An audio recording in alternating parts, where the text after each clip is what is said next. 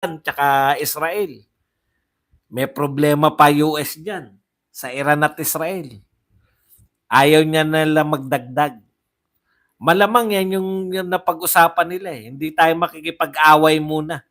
Taliwas sa gusto ng pagsusumbong nyo sa US. O, para po mapanatag tayong lahat. Totoo ba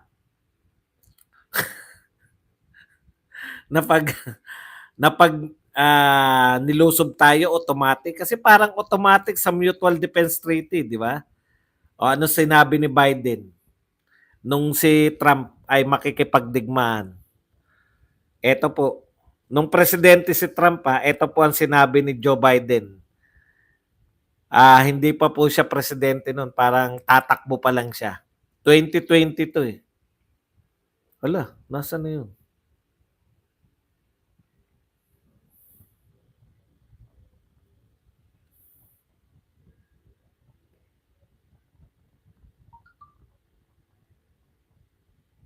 Bakit nawawala yung Biden? Foreign Correspondent Association of the Philippines pala yun.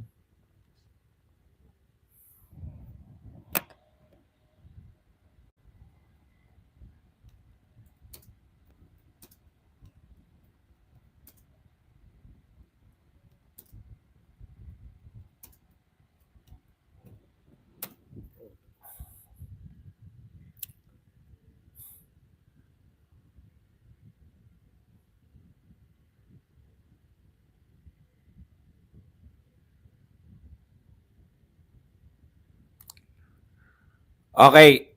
Ito po sinabi po ni Joe Biden ngayon.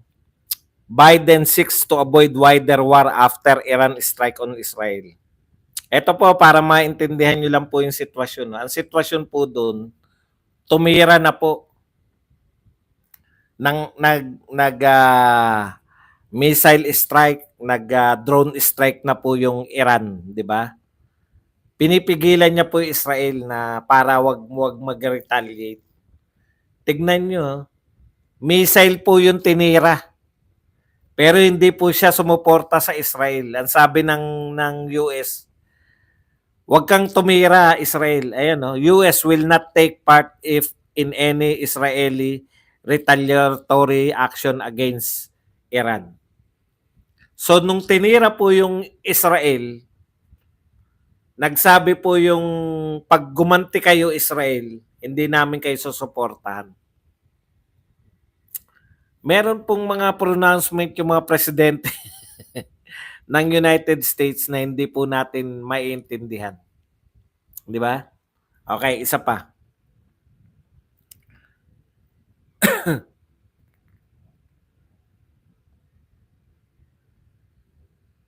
Bakit nawala yung ano?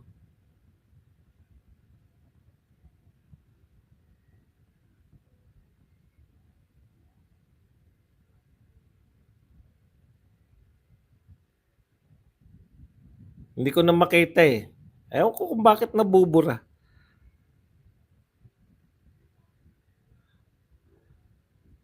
Baka fake news yun kaya binura. Kasi sinabi ni Biden doon sa nabasa ko, Donald Trump nung presidente pa siya, cannot start war with Iran without Congress approval. So ipinagpapalagay ko po na ganun din po yung mangyayari sa Pilipinas, no? Pagka po nagkainitan na talaga yung Pilipinas at China, hindi po automatic. Magsisik pa rin sila ng approval ng Congress bago po bago po sila makipagdigmaan para sa Pilipinas. Yun po ang katotohanan.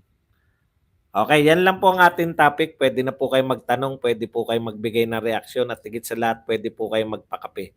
Baka may mga hindi po tayo na pasalamatan na nagpakape, paalala nyo lang po.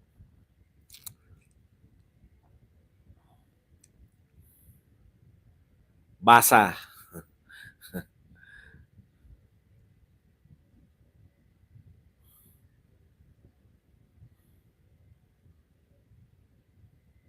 Magandang gabi po. Word of the day, manga. Mangga.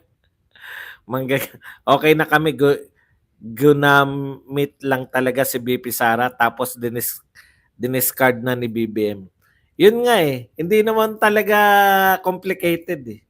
Alam naman natin kung sino po yung sinabihan ng manggagamit. Huwag na po natin tukuyin. Nagsisimula sa letter Marcos. Idol, balita sa Iran pero mas malakas ang maisog rally. Burado na ang pink, mga tambay kaliwat loyalist, nagsanib na boss buzz. Ang problema parot-parot. May iba silang may sarili silang reality. Ang reality sa mga tambilawan, yan magkakasama na yan, collectively tatawagin natin tambilawan. Tambalos-los at dilawan. Sila po, ang sabi po nila, ay konti lang daw dumalo sa maisog. Kaya iba po talaga yung nila. Lahat po yan. Ni lahat. Si Amy, syempre borderline yan. Pag sinabi ni Pangulong Duterte, kasama sa lineup natin yan. Syempre, supporter tayo. Ang isang tao na kahit isama siguro hindi ko nasusuportahan kasi nakita ko na dun sa sa Maisog kaya wala na sa Maisog eh. Kahit siguro suportahan ni Tatay Digong, hindi ko susuportahan yun. Huwag na natin din banggitin kung sino yun kasi wala na ngayon sa Maisog, di ba? Wala nang kending-kending.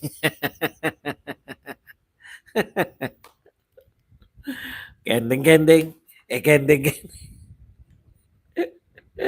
Siga kasi.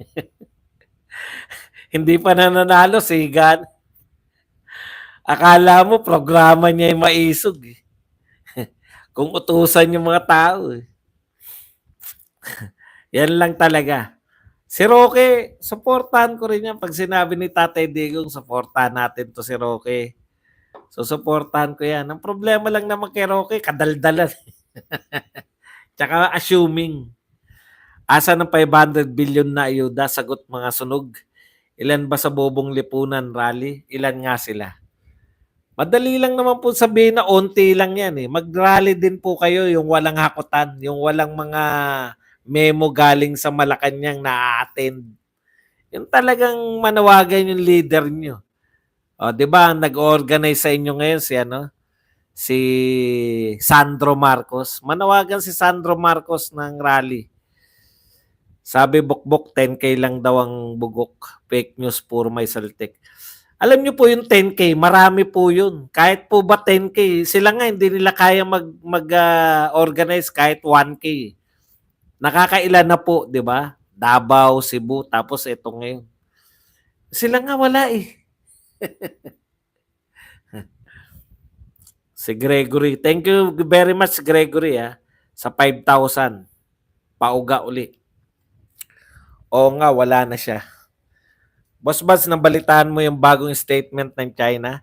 Hindi daw sinunod ng Marcos admin yung new model agreement nila na napag-usapan this year lang. So bakit? Kita nyo, hindi ko pa kita nyo, balik sa inyo kagad. Kayo pala nakipagkasundo sa new model. New model eh. Tsaka weakness po yun eh, di ba? Kung ako leader kasi ko, hindi po pwede. Halimbawa, ganito, pumunta ako ron ako na bagong leader dun sa pupuntahan ko. O, kunwari, halimbawa, principal ako. Inassign na ako sa eskwelahan dun. Di ba? Tapos may diskarte yung principal. Sasabihin ng mga teacher, sir, ganito ginagawa namin sa dating principal. Sino ba principal nyo ngayon? Kayo po. O sino sa tingin niyo masusunod? Kayo po. Ganun lang. Kaya hindi alam niyo sa totoo lang. Inalimbawa ko lang yung principal kasi para maunawaan niyo. Kasi komplikado yung kung saan ako leader dati. Napakasimple lang po nun eh. Hindi po yan maunawaan na hindi naging leader. Kaya po ako nauunawaan ko po yung napakasimple nung bagay na yun. Hindi po pwedeng ikatwiran sa akin ng mga taong dinatnan ko na hindi sila susunod sa hindi ako masusunod.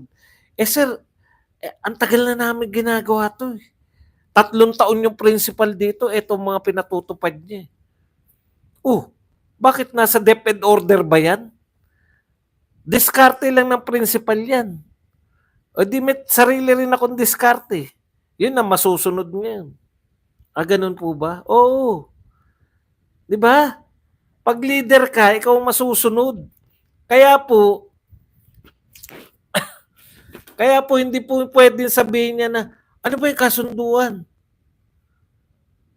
Puwede ba akong magsabi na, "Ay 'pag may problemang ganyan," halimbawa principal ka, "Ay nakita ko sa CCTV may mga pumapasok na outsider.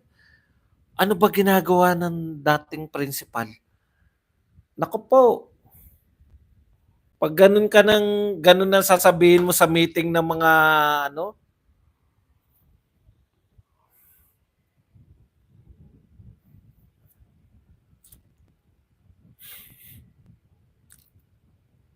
Boss Buds, nabalitaan mo ba yung bagong statement ng kaya po naunawaan ko yung maging leader. 'Di po ba? Hindi mo po puwedeng katwiranan yung nakaraan. Putya may nakita ka ngayon, eh. Halimbawa, may nakita kang problema, putya bakod. Kunwari, para simple lang po, o kaya barangay, o ikaw ang barangay captain ngayon, 'di ba? May nakita ka yung mga taga-ibang barangay nagbebenta ng droga sa'yo. Bakit yung dating kapitan hindi niresolba yan? Ganun kasi yung gusto nila, eh. Bakit inabutan ko pa rin na may problemang ganyan? Bakit hindi ba nagawa yan ng dating hindi po leadership yun. Pasa sa iba yun. Basta kaperahan naglaho na ay hindi ko po sinisiraan si si Willie. Ako lang po ayoko ng attitude doon. Parang tulpo rin. Nakinit-kinit ako. Ano kaya sa Senado to? Baka tulpo rin. Kaya lang, ano rin yan eh, di ba? Sa botohan, pamparami rin yan. Boss Bats, wag muna kasi pinapansin mga troll mo dyan. Nabinitin tuloy kami sa inyo na topic mo. Hayaan mo na yan, importante tayo nag-uusap-usap. Okay naman po na pinapaliwanag ko lang sa kanila na alam ko yung ginagawa nila. Sir, Bans, napanood ko sa vlogger na Enzo, grabing atake kay BP Sara at PRD attorney daw kasi siya. O di, good for him. Ganun talaga buhay. Tangang bayaran niyang Stoics TY sa pa-member. Oy, may nagbagong member. Thank you very much kay Stoics. Yan. Welcome to regular members. Si Stoics. Boss Buds, sa lahat na naging presidente siyang alam nating walang leadership. Hindi po pwedeng ikatwiran mo yun na meron secret deal kasi kaya nakatali yung kamay ko. Eh. Kulang na lang sabihin na ganun. Eh. Kaya hindi ako makaporma dyan kasi may secret deal eh. Nakatali talaga kamay ko, promise. Hindi po pwedeng sabihin ng leader yun. Lahat ng nangyayari dyan sa nasasakupan mo, ikaw yan. Hindi mo pwedeng isisi sa dati. Andiyan kasi ang Russia at China sa gilid ng Iran. Prof. Badong kaya ang sigaan ng teroristang rehimen ni Ali Khamenei. Hindi talaga nadala sila sa atake ng ISIS mula Afghanistan. Deserve talaga ang regular support sa channel mo, Boss Buds. Ewan ko ba naman dyan kay BBM para naman din niya alam nangyayari sa WPS. Kulang nila sabihin niya wala siyang alam talaga. Yun nga po sinasabi niya, di ba? Yun nga po sinasabi niya. Wala akong alam kung may secret deal o wala. Yung tinatanong ko naman, nalilito rin. Nalilito na tuloy. Parang ganun. Nalilito nga ako eh. Kasi magkakakontra eh. Kung nalilito ka, Mr. President, ano sa tingin mo kami? Boss Bans, request lang sana matapik mo mga pinagsabi ni Tariela linggo-linggo na lang may comment about WPS, then lagi binabanggit yung last admin. Alam mo diyan, Angelo Revesa, masyadong partikular ng mga tao, mga tauhan lang lahat yan ni PBBM eh. Di po ba? Bakit mo titirahin yung tauhan? Ito may kasalanan na lang. Parang may mga lucid interval si BBM, di alam ang ginagawa minsan. Si BBM. Kasi halatang-halata yung leadership niya na hindi niya alam. Hindi niya alam yung nangyayari. Wala siyang real situation sa baba. Kaya, tignan po ninyo, ang sisi niya pa ganito. Kaya pala nagagalit yung kaibigan natin kasi hindi namin alam, meron pala kayong kasunduan na hindi tuloy namin nasusunod. Putya, kasalanan pa natin. Kasalanan pa natin, tayo na tinitira. Tayo pa may kasalanan.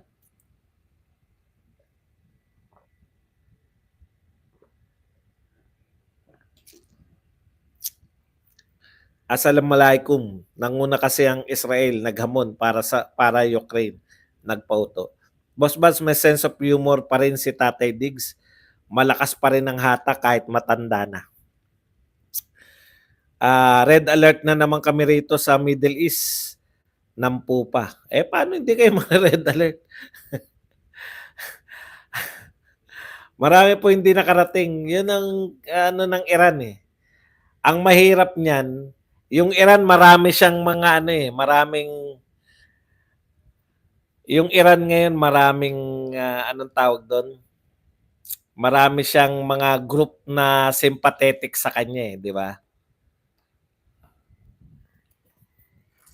O ngayon, bet nawala na yung yung hindi naman natin binablock. Nasa na yung kaloyal? Ngayon ka dapat nagtatanong, di ba?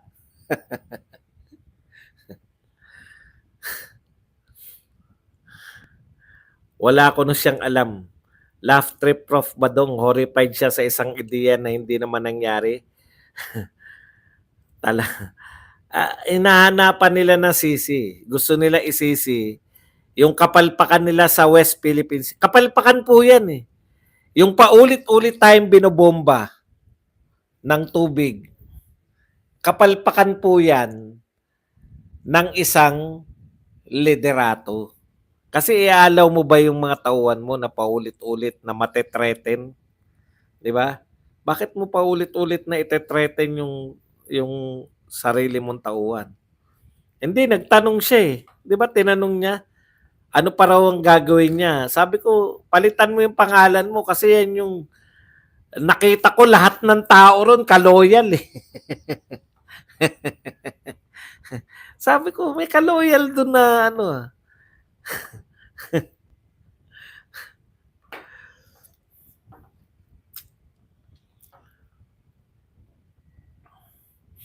Hindi honest si BBM sa siya merong secret deal kay Biden, sabi sa TV Patrol.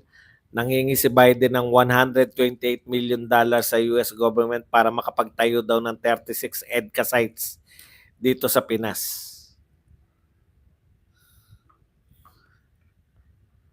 Canceled ang Iran flights at iba pa, pati Saudi. Kasi yung Saudi mukhang maano sila sa Israel ngayon. Kaya magulo yan. Alam niyo po, ang dalawa po sa pinaka-leader ng ewan ko lang i-correct na lang ako ng mga Muslim na brother natin. Yun talagang pinanggagalingan po ng mga Muslim na akala mo isa lang, di ba?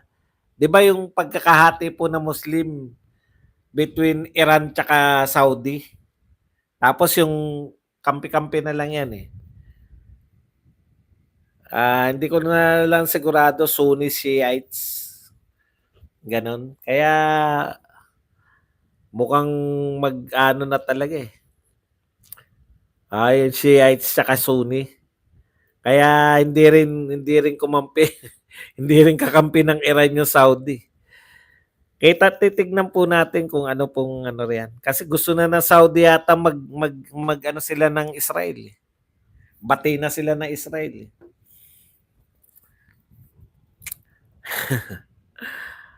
Pero hindi rin na nagpapauto yung Saudi ngayon sa US. Mukhang nakipag-alliance pa yung Saudi kay Putin eh. Naalala nyo yung bumibili yung Saudi ng langis.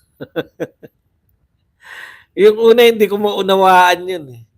Bakit bumibili ang Saudi ng langis? Sila pinakamarami. Yung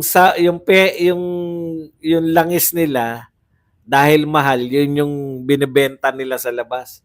Yung binibili nila na na langis sa Russia, yun yung ginagamit nila sa Saudi. Oo nga, no? Dahil mura. Nanginayang sila na, siyempre pag binenta mo sa labas, di ba? Malaki kita mo pag mataas ang presyo. Galing din eh. Tapos si Zelensky nangingi na naman ng 95 billion sa US Congress. Iran supported nila ang Yemen nakaaway ng Saudi. Di ba? Mahilig yung Iran na mag-support. Meron sila, sinusuporta nila yung kalaban ng Israel. Sinusuporta nila kalaban. Mahilig silang ganun eh. Yung Iran ng yung Iran yung pinakakalaban nila eh. Pero hindi nakaporma yung yung ISIS sa Iran, no? Magkakampi ba yung ISIS sa Iran? Nalito na rin ako. Hindi, di ba? Hindi. Ano ba secret deal ni Bangag dito sa US? Ewan ko rin. Amik TV 45 UK, puro Arabic Thai sila. Ang Persian adman out in the Middle East, in short, ang Iran. Persia yan eh. Gregory have fun. Si Caitlyn na bahala sa'yo. Have fun. Si Caitlyn na bahala sa'yo. ISIS fighters attack Israel Defense Force unit then apologize. Claims former commander 2017 nagsusuri ang ISIS sa Israel. Talaga? Sir Bats, galit ang Saudi sa Iran. Siyempre, dati pa yan. Di ba? Sunni Shiite. Yan yun eh. Sabi sa US, hindi na daw si Biden ang candidate ng Democrats. Di pa nila alam kung sino. Talaga, hindi. Too late na po yun na magpalit. Hindi po ganun kabilis yun. Eva Kun, kuha nila frozen assets nila, magnanakaw talaga.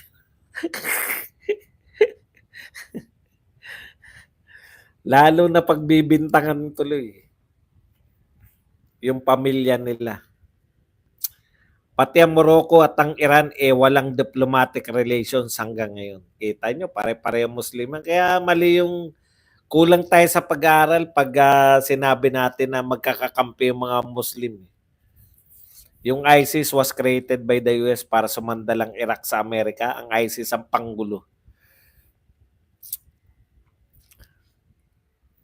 Boss Buds watching from UAE, Franco. Nauwi tuloy tayo sa usaping gera.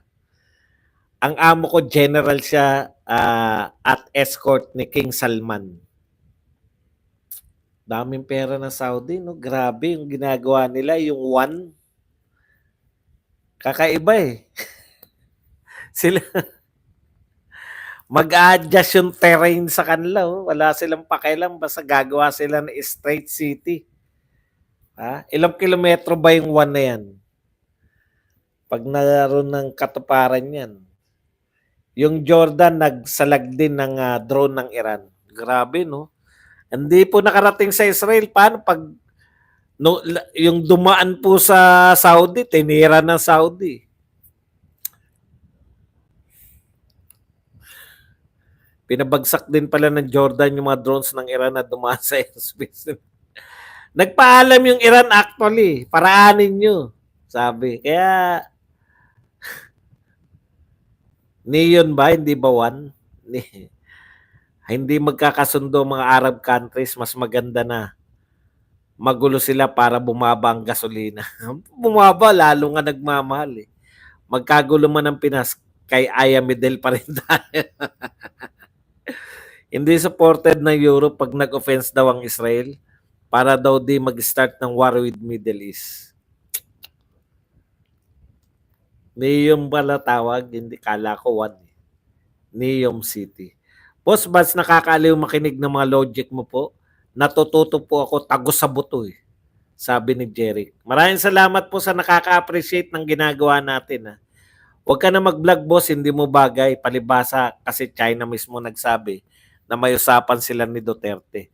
O kung tama nga yung logic mo, Gigi, di ba? Ang gusto mo kasi, huwag niyong tanggalin, no? Okay lang yan, Kung tama yung logic mo, makinig tayo sa sinasabi ng China. Bakit pa tayo nakikipagtalo? Di ba? Bigay na natin lahat ng teritoryo natin kasi sabi ng China, kanila yan. Kung naniniwala kayo sa sinasabi ng China, actually, ang sinasabi, kaya nagsasalita yung China na ganyan, matindi yung backlash sa kanila nung pambubomba nila sa parang hindi nga barko eh, no? Matindi, kinukundi na po sila ng propaganda po nila yan. Naalala nyo nung una tayong binomba, ulitin ko na naman to nung una tayong binomba, sinabi ng China ganito. Kaya naman namin kay binomba kasi ayaw nyo pang tanggalin yung MB Sierra Madre na yan. Pinangako yan ng mga dating Pangulo na tatanggalin nila 20 years ago. Di ba? Sabi. Nag-deny ngayon lahat ng Pangulo, di ba? O tapos noon matapang pa si President Marcos. Ang sabi niya, wala siyang alam na kasunduan. Kung may kasunduan man, pinapawalang bisa niya. O, ininsist pa ba ng China yung ganong katwiran? Wala na. Kasi propaganda lang yun eh. Ngayon, tinira tayo, yung sapul na tayo talaga, yung talagang international media, alam nyo po yung China, malakas po yung propaganda nila. Gusto nila, pag maliit na bansa po yung ayaw nila magmukha ng api. Pero once na malaking bansa, ang tapang po niyan. Australia, dinuduro nila Australia. Iba po sila makitungo sa mga bansang mahirap, api, kawawa, katulad ng Pilipinas. Ayaw nila sabihin na nambubuli sila. Kaya nagpapaliwanag sila. May deal kasi kami nung nakaraang presidente na hindi kayo magpapasok ng mga construction materials. 'Di ba? Yun yung sinabi nila. O ngayon, ang tanong, nagpasok ba kayo, Mr. President? Kung hindi naman kayo nagpasok, edi katwiran nga lang ng China yun. Bakit kailangan nating maniwala sa China? Eh di paniwalaan na natin sila. Kung gusto nyo maniwala ng isa, kayo naman paniwalaan na rin natin sila na kanila talaga yan. Kaya umalis na tayo dyan. Di wala na tayong problema. Pero hindi tayo dapat dun. Dapat pinagtatanggol natin. Ganun talaga eh. Ito po, mahirap pong ipaliwanag to sa mga taong may sariling mundo. May sariling version ng katotohanan. Nag-enjoy ako sa vlogs mo, Boss Buds, dahil matalino ka magpaliwanag. Saudi Arabia is 97% Sunni, 3%. Teka muna. Basahin natin to. Shia Muslim 8%, Sunni Muslim 2% Christian, at then Sunni and Shia Muslims only 100.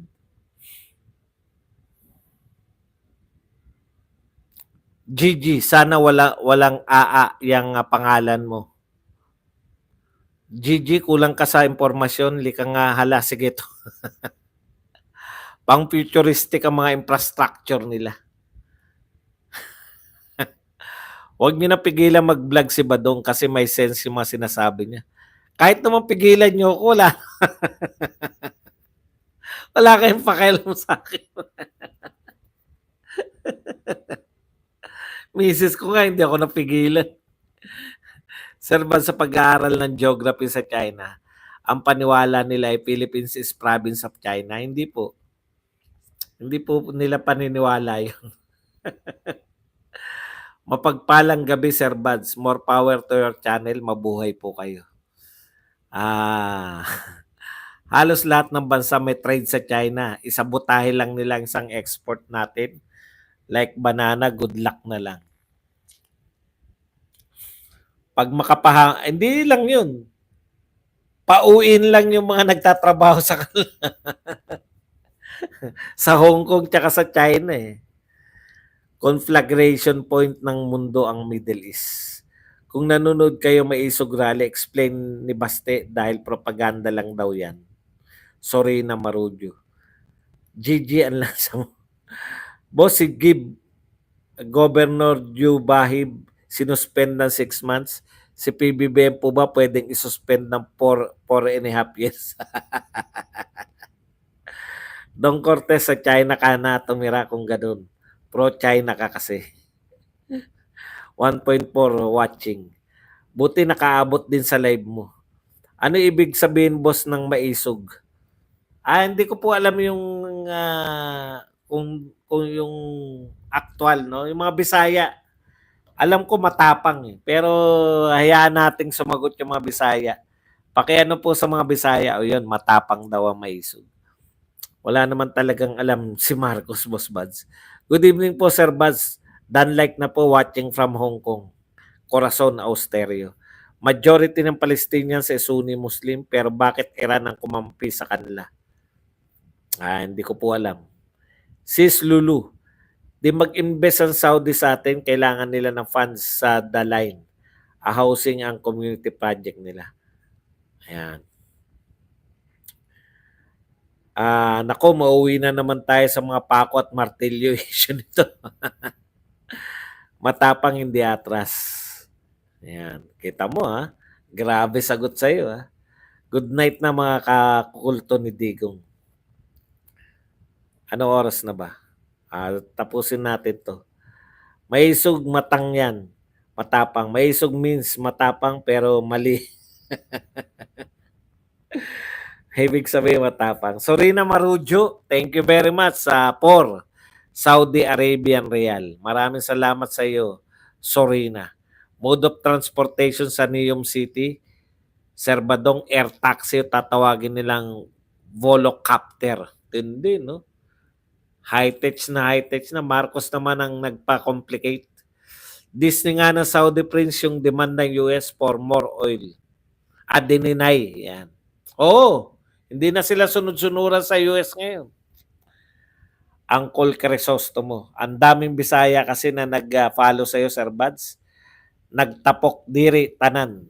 Kaya ako mag-aaral na ako ng Bisaya eh. Alam niyo po, pag naroon ka sa lugar, pag tumatagal ka sa Cebu, biyahe ko ng biyahe doon, yung mga sa jeep. Naunawaan ko na pag nagbayad ka sa Davao. Hindi na ako nagsabi na Tagalog ako, ganun, hindi na. Duwa, mga ganun. Morning po dito ngayon sa California, 8:20 ng umaga. Boss, matapang. Yung new model agreement, yun yung bobombahin tayo tapos iiyak si BBM tapos ituturo si Duterte. Ang Iran, hindi sila Arab, they are Aryans. JCC si Shairi, ipaaya mo lang Gregory sa GC. Mabilis pa sa alas 3 yan.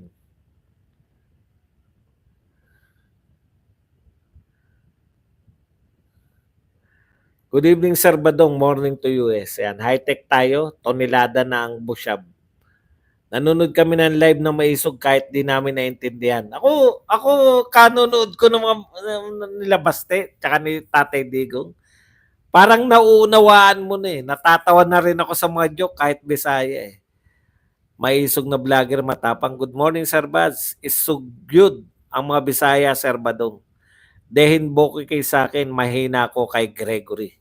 Magandang araw sa atin lahat. Hanggang dito na lang. Maraming salamat. Uy, truck driver. Thank you very much. sa 10 Saudi Arabian Riyal. Maraming salamat sa iyo, truck driver. Ayan.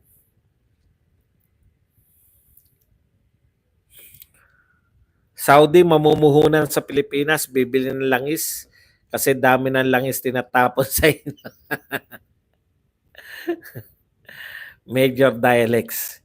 Diyan naiya ako, Sir Buds. Nadia. Maisog means matapang. Truck driver, salamat. Present. Badong Aratelis po. Paalam. Bye-bye. Thank you very much. See you tomorrow. Yan.